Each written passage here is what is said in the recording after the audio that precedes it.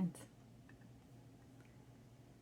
All right, welcome back to another episode called Yelling Help. Is that kind of a funny title? Maybe I'm just going to say how to be better at yelling.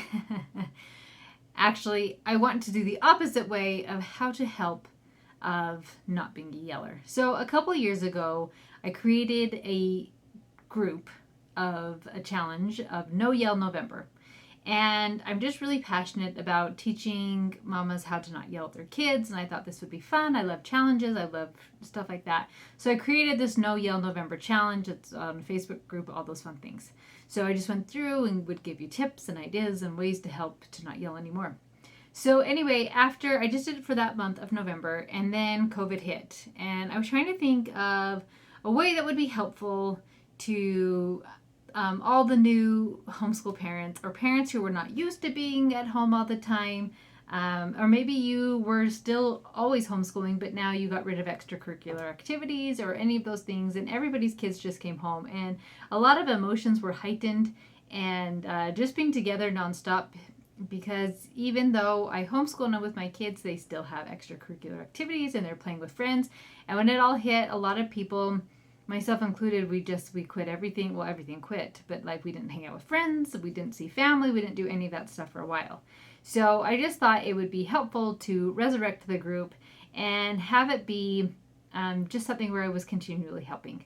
So I've kept it going, and I post a couple times a week in the group, and I've just really been thinking a lot about, do I keep this group? Do I not keep this group? Every now and then somebody posts a really cool story of just having this desire and just awareness. All of a sudden they're seeing the progress of themselves and what it's creating for their family. And so I've loved seeing success stories. I've loved seeing those things. I love doing support. And I was trying to think of, how can I not overextend myself, but still keep this group and have the support for this group and all these things. And I realized that I can just make an episode every so often about no yelling support and no yelling help, and to really just give you some of tips and ideas to keep the ball rolling. Also, the Facebook group is still for free to join. You can go to my website, coachmcthomas.com, and on the link on the side, there will be, I think it says No Yelling Mamas group or something like that. Now it's funny, I don't even realize what the name is. Join No Yelling Mamas, that's what it says. So you can click Join No Yelling Mamas, and you can join it for absolutely free. So in the summertime, I was doing some Facebook Lives. I'll do those every now and then. But at least 2 times a week, I'm posting in there, answering questions and all that stuff. So I'd love to have you. But this was a way I thought that I'm already doing my podcast, so why not just add in some more yelling, non-yelling tips, not how to be a better yeller. I would lose my voice. I'm a terrible yeller. So anyway, I've decided to do that just because I have found that with homeschool, like you may think, like, how does this correspond? Homeschooling and yelling, like, why does it matter? And I have found, because if you cannot teach a child whose heart you do not have. And that is Gordon, I always say his last name wrong, Dr. Gordon Neufeld, I don't know, I think it's Neufeld. It's a quote he has, but I've just twisted it a little bit and saying you cannot teach. And I have found that in order to really connect well with your child and to be able to teach them and have homeschool be a positive experience, you need to be a safe parent. And it's hard to be a safe parent if you are not a safe parent and yelling at your kids. And I've just had so many experiences with other mamas about seeing progress with their kids when they let go of yelling, that all of a sudden homeschool became much more enjoyable. Homeschool was more fun. Kids started opening up and wanting to connect with them more and wanting to be with them more. So by getting rid of yelling in your home, you can see how you can start creating peace in your home, how your homeschools can start being more peaceful, how there can be stronger connections with you and your children, and all those beautiful things. So that is why I have no yelling as a huge part of homeschool, because you are with them all the time. And can you imagine, like, if a teacher were yelling at your kids all the time, your kids would hate that teacher. They wouldn't want to go with it. They wouldn't want to go to school, or they wouldn't want to be with that teacher, right? So if you're yelling at your kids all the time, you could maybe see why they might hate school, or they don't want to be with you, or some of those things, right? Because You get to decide whether or not yelling is good or bad, but you do not get to decide the consequences of your choices. So some of the consequences of the choices of yelling are a wedge in your relationship with you and your child not feeling safe with you, and some of those things. So there's always a way to come back. So if you've been listening to me for a while, you'll know I'm very passionate about not yelling at your kids. And you'll know because I grew up in a home where there was a lot of yelling, and that yelling often turned into verbal abuse, emotional abuse, and even physical abuse. And so when I think about yelling, because as I've coached so many women and so had the support group and all these things, I realize there's quite the spectrum with yelling. I just happen to get one extreme of the spectrum. But I realized that some people were like, I don't even want to yell for dinner. To me, that's not even okay. And I thought, oh, that's interesting. There's this huge spectrum, right? And there's even this yelling of like, time to go, everybody, let's go. And then there's even yelling of like, come on, guys, let's clean up our mess. But then what happens is if you continue down this road, you a lot of times start gravitating towards this more extreme, where then all of a sudden words get in like, you're so stupid. Why do you make so many messes? You are driving me crazy. Where we start adding attacks and little barbs. And I've seen firsthand what happens as people go down this path of how it eventually turns into physical abuse or emotional or verbal abuse. And so everybody has I don't want to say the ability to be a yeller, and everybody has the ability to not be a yeller. And if you've heard I believe it's an old Native American tale about there are two wolves inside of us, and which wolf will win, and it's whichever one you feed.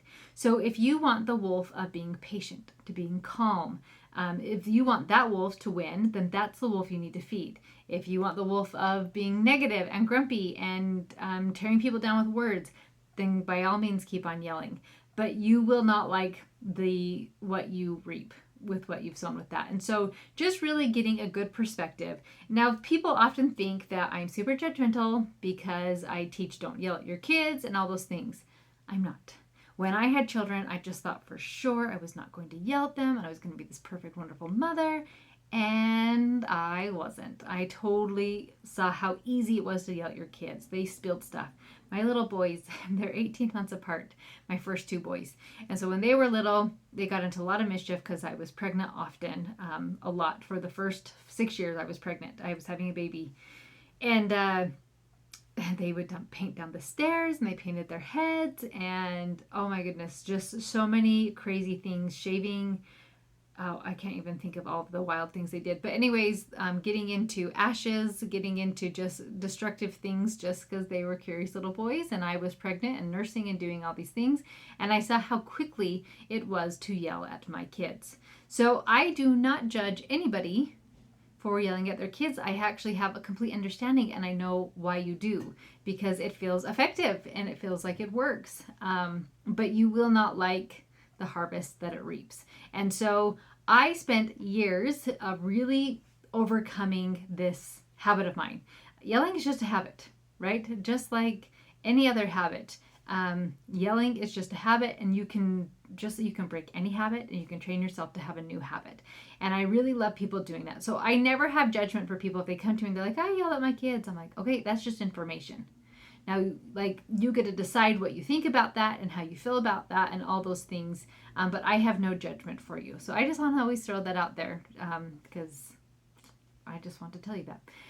Okay, so just like mastering any other habit or any other skill, it does not happen overnight, even though it would be so amazing to say, like, I want to play the piano like Mozart and I want it to happen tomorrow. It's not going to happen. So if you're like, I want to be the most patient, wonderful mom in the whole entire world, and I want it today. Fantastic, but it doesn't happen like that. If you're on a journey of health, you cannot drop 20 pounds or 40 pounds in a day or even in a week, right? You have to continue to work at it and progress at it, and all of a sudden you're healthy, and if you keep those good habits going, you will maintain a healthy weight and a healthy body and those things. But just because it doesn't happen overnight doesn't mean it has to take a really, really long time. There are people who do like completely change their lives I think that there's a really neat guy on Instagram. It's Fit to Fat to Fit, and he's done it a couple times where he's a very fit man, and then he wanted to connect with his clients and understand what it was like to lose weight, and so he actually was very fit and then allowed himself to get fat and just ate, I don't know how many calories he ate, but a lot of calories, and he would gain like 60 pounds or something, and then he would have to go through the journey of losing all this weight. And so it was interesting to watch that how quickly he was able to lose the weight by just being very focused and very committed to eating a certain diet and exercise and all those types of things. Now, some people it takes a couple of years and they're like, fantastic, I don't care that it took a couple of years, because now I'm healthy and I just enjoy this body. So you get to decide if you really want to just like dive in and have this habit just over and done with and create a new habit, or do you want it to take a couple years? And there's no right or wrong answer, because the final destination is the same place, where you are now a safe parent, where you are now a peaceful parent, a patient parent, all those beautiful things. So this makes me think of good old Moses in the Bible. And Moses, bless his heart, had to put up with so many Israelites complaining at him, just all the things with the Israelites. And so if you're not familiar with the story, please go read the Bible. But Moses is in the Bible, and he was basically called to help free the Israelites from the Egyptians. And he was going to take them to the promised land. So what's interesting, if you were to walk this journey, even back in Moses' time, that journey could have taken 11 days. Does that blow your mind? 11. It only from where they were to where they were going to the promised land could have been an 11-day journey. But how long did it actually take them? 40 years. Another interesting fact about the Israelites is as they were going and on this journey, some of them wanted to turn back to Egypt, where they were slaves, where they didn't have a lot of extra, where they were beaten and all these terrible things. And they're like, well, but at least I know what to expect there. I at least have a bed. I don't care if it's a rock bed or a terrible bed, but it's a bed, right? So sometimes we turn back just because it's familiar and comfortable. And being out in the wilderness and being on this journey is uncomfortable, and I don't want to do it, so I'd rather go back to comfort. So I want you to think, like, how often do you do that with yelling?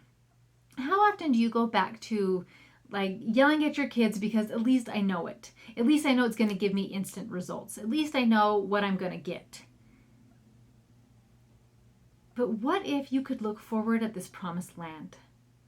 And you could think of like this, I could create a home full of love and laughter.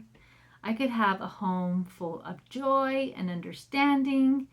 And that looks so awesome, and I could make it this really quick journey to get there. But then you get on this journey, it's like, well, this is hard. Sometimes my kids drive me crazy and I just want to yell at them. Sometimes I'm frustrated and I just want to yell at them, or it gets the job done and it gets everybody going. A common thing I have heard is my kids don't listen to me unless I yell.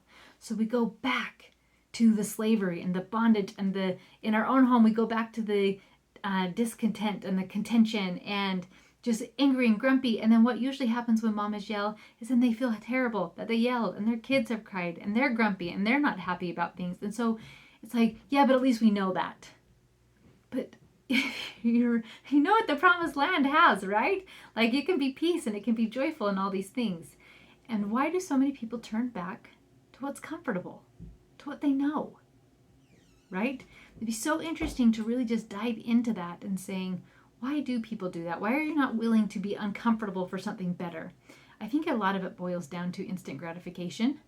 And I mean, I just see this everywhere, and I see it within my own life, and I see it within my clients' lives and my children's lives and all these things where we want instant gratification, and yelling gives us that instant gratification. I feel like things are out of control and I want to feel in control right now. And when I yell, I feel big, I feel strong, and I feel like everything's in control when I do these things. Right? But delayed gratification is I'm going to be patient. I am going to love unconditionally. I'm going to be long-suffering. I'm going to find what you're doing right. I'm going to take extra time to help you find your shoes instead of yelling at you finding your shoes. I'm going to do those things, and that is going to be so much better down the road if I'm just willing to be uncomfortable. So either way, I want you, I jump around with my notes. So, what if you have some faith to leave the old ways behind you and trade it for something so much better? How long would this journey of overcoming the habit of yelling take you? For some of you, you could decide to be done today and say, I'm never yelling again. Today is my last day. Like, think of somebody who is given up smoking and was like, today, excuse me, I lose my voice. Today was my last day. I'm never doing this again, right? Or sometimes people take a little bit longer. That I want to, I could just quit yelling today. Or maybe you're like, I just am going to be aware, and I'm willing for this to be a process and this to be a journey. I'm gonna take my 40 years. I'm gonna take my 40 years to get better. Either way, you reach the final destination. It's how long you decide you want the journey to take, and just remembering what is at the end of that journey, of the peace you have, the joy you have. Just think of what I think of too with children and whatnot is that they're not children forever. And if you have children who have moved out of the house and used to be able to yell at them, you can still reconnect with them and do those things. But I love thinking of getting to that destination a little bit quicker for myself, maybe because I'm competitive and whatnot, because then I get to have more years with my children at home where it is peaceful. And then I also get to teach them these awesome habits of what to do when you're frustrated and what to do when you're mad and what to do with all these high emotions, right? So I love that to be a teaching opportunity as well for my children, so that I teach them what to do instead of like, well, I'm a yeller because my mom was a yeller and her mom was a yeller, right? Instead, like, no, what if I'm not a yeller and I teach my kid how to not be a yeller and teach them how to resolve things from love, with kindness, with patience, with all those things.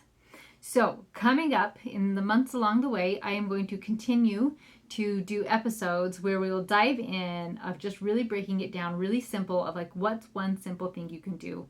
So today, I'm going to give you one really, really simple thing you can do. You have to decide you want to quit yelling, right? As simple as that you have to decide you truly are done, that you are really ready to embark on this journey, and that you're not going to turn back. Now, it doesn't mean that this journey is going to be flawless and that you're going to be perfect at it, but that you're willing to keep going forward. So that's what I want you to decide today is, am I really willing to have yelling be a thing of the past? People are afraid to give it up because it's what they've known. It's how they've parented. Like, I don't know how I would parent then. That can all come. And I'm going to help you along the way. But today I want you to make the choice whether or not you are going to let yelling be a thing of the past, or if you want to keep it going. Do you want to get on this road and this journey to be able to create something even more amazing and more peaceful in your home? You'll have to drop the story that your kids make you yell.